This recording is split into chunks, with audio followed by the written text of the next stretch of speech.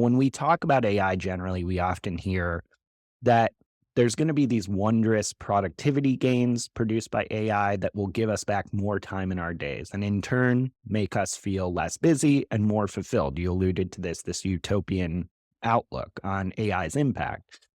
And there's no doubt that there will be really valuable productivity gains. Like, for instance, venture fund ARK Invest predicted that AI could actually boost the productivity of the average knowledge worker by 140%, which would create somewhere around $56 trillion in value globally.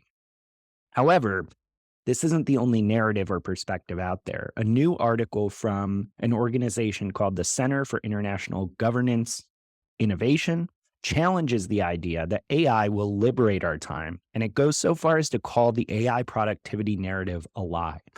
So they point out this fact that history has shown us that gains in efficiency or productivity as a result of new technologies rarely liberate those already overburdened in society. Instead, new technology, aside from delivering productivity gains, also creates new expectations and norms, which then heightens our standards of the amount of work we should be doing to attain these new standards and norms. So they say this is known as Parkinson's law. It's the idea that work expands so as to fill the time available for its completion.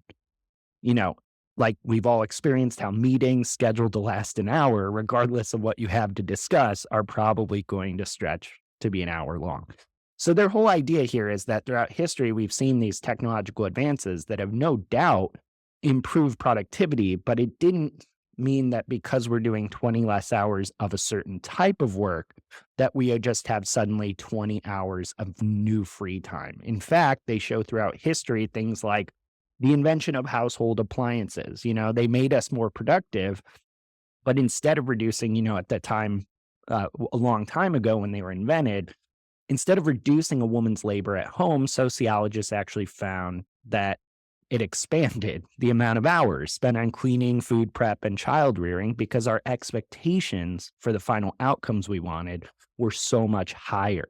So, you would think it'd be great. A washing machine, a dryer would allow you to do laundry more frequently, but it actually made us expect laundry should be done more often, therefore creating more work. And so they actually point out that the same thing is happening with AI, that it's not going to free us up for more meaningful tasks or more leisure. It's simply going to change the expectations and expand the work that we're expected to do. So, Paul, I know this resonated with you and you wrote a LinkedIn post about it. And you said, what I've learned since is that AI on its own won't extend time for me or anyone else. What made you come to this conclusion and kind of flag this topic as important? Yeah, I'm not sure if I've ever publicly talked about this before. So that was like part of my motivation was to, again, kind of put into words something I've thought about for a really long time. But I definitely haven't written about it in this sense. So the story I told was basically that, like, when I started studying artificial intelligence in 2011, there was actually a motivating factor for me, which was to figure out how to extend time. So I'd started my agency in 2005 and I worked a lot of hours. So before my daughter was born in 2012, I had like 6+ years of a startup basically. And, I was working 70-hour weeks pretty consistently, 7 days a week. Now I loved what I was doing. Like, it didn't bother me per se that I was doing that. But once I had a child, everything changed. And so I remember, like, the day my daughter was born, I made a promise to myself that I was done working nights and weekends, that I was going to find ways to live a more fulfilling life and to not be consumed by work and miss my kids. So then our son was born 15 months later. So we have two children, and I've been very conscious of time ever since. And the thing that I always found fascinating, I've actually gone like down the rabbit hole of trying to understand time from a physics perspective and just from like what is time and why does it always move forward, and like all these like questions around time, why does it even exist? And so it's like this mashup of fascination with artificial intelligence and time, because as we get older, I always wondered, why does time move so fast? Like, when I was a kid and I was in grade school, it felt like those years went forever. Like, I remember being in fourth and fifth grade and thinking, like, am I ever going to make it to sixth grade? Like, time was just so long. And yet it was the same 24 hours in every day. And so I don't know when I kind of like arrived at this. I don't know, it was a documentary I watched, just like self-reflection. But I realized that the older I got, time moved faster because I was busy. So when you fill your time with like nonstop work and nonstop activities, it just goes really fast. So I think what I said there is I knew I couldn't get more than 24 hours out of a day, but I thought it might be possible to slow those 24 hours down. So in like 2012, 13, 14, when I really started studying artificial intelligence and I realized the potential of it to drive efficiency and productivity, I started looking at AI as a path to extend time for me personally and for other people in my life. Again, not going to get more hours out of the day, but maybe I could get more out of those hours. And so if I didn't have to, work the 70 hours, but still could achieve the same outcomes, you could still create the same value for people, but do it in less time. And so I've I've felt that in some ways. I wouldn't say I've been naive about it, but part of the pursuit of AI for me has been to try and do this, to achieve this. And so then you read this article and it's like, yeah, it's a lie. Like it's false. It's not going to happen. And so I thought the article was really well written. And I thought that the argument being made was very clear. And I liked the historical perspective. But to me, the thing that I arrived at the end is yes, like it is a choice. Like this kind of goes with the law of uneven AI distribution. You get to choose whether these benefits come to you or not. Mm. So if you're a business, and this is my fear, is especially with publicly traded companies and startups, they're just going to give you more work. Like yes, we're gonna get 20 to 50% efficiency gains, and you can do 20 to 50% more now.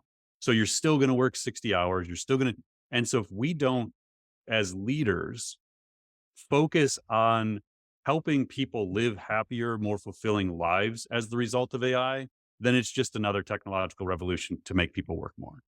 And so I think a big thing for me to make sure that this plays out the way I want it to for all of us is we have to have these conversations that AI isn't just another tool to get more out of every hour of every workday. It's we can achieve more productive professional lives. We can create more value in our professional lives. But in an ideal world, we get to redistribute some of that time back to ourselves for our own health and wellness and just enjoyment because the time is limited. And again, like I'm not going to get into a bunch of personal stuff, but like when I was in my late 20s, I lost two people. I lost one of my best friends and I lost my father-in-law at age 52. And so my friend was 29, my father was 52. And so like that was a few years before my daughter was born, but my awareness of time and how finite it was very acute at a very young age, right after I started the agency. And so again, for me, this isn't like a nice to have. It isn't some feel good thing like, oh yeah, let's get some. This is like real. Like this is why I'm doing this. Like I want to enjoy my life. Like I don't want to spend it working 70 hours a week. And I don't want the people that work with me to have to work 70 hours a week. So that's why I said at the end, like we have like one chance. Like AI is a generational opportunity to give ourselves the greatest gift of all, which is more time, the one thing we can't get otherwise, but we have to make a choice to do that. It is not going to do it on its own, as the article highlights. It will just consume more time. We'll do more, but we're going to keep working the same hours. And so I think in the future, you're actually going to make choices about where you work and the kind of company you build based on your acceptance of like, okay, this is enough profit. This is enough time into things. Let's really have a balance in our lives. Let's really actually be able to, enjoy the other things outside of work because AI enables us to do that. But it's going to be a hard choice, especially in the current economy. That's really fascinating. So it sounds like my read on the article is, we're all in agreement with the article diagnosing the problem, it sounds like. And but the article itself, you're kind of going beyond that and saying, because the article just says, no, this won't happen. Yes. Whereas It you doesn't are present it as a choice. right. And so that's a key and important distinction here, though, is you are saying that we do have a once in a generational choice, at least, with how we use artificial intelligence and develop it for the benefit of humanity versus, like you said, just another productivity tool. If if if we don't have a choice, then my work in AI is for nothing. Like I'm not doing this just to like help people save a few hours on marketing tools or like to Right. find the next cool marketing tool or generate some more leads. Like that is not why I'm doing what I'm doing in AI. So if there is no way to actually benefit humanity or us individually as a result of AI, then there's no purpose in me doing it. So I have to believe that because Right. otherwise my mission with AI is useless. Yeah, and I mean, I would obviously agree with you on that. I do think it is worth believing in, and evidence points to the fact we do have choices on how we can develop this technology. We're having those conversations actively each and every day and week in the industry about the choices that could be made or should be made in this space.